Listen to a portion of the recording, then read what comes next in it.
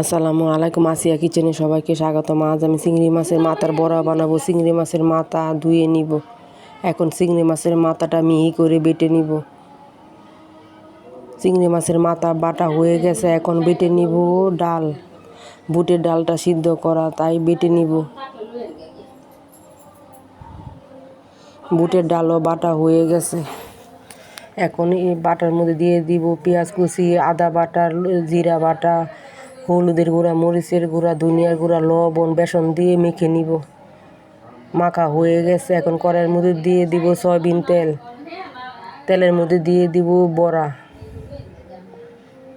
চ্যাপটা চ্যাপটা করে বড়ার শেপ আকারে দিয়ে দিব তেলের মধ্যে। এখন নামিয়ে নিব, বড়া হয়ে গেছে। এখন টেলে নিব কয়েকটা শুকনা মরিচ। যে কোনো বড়া ভাত খেতে হলে শুকনা মরিচ দিয়ে খেলে অনেক স্বাদ লাগে।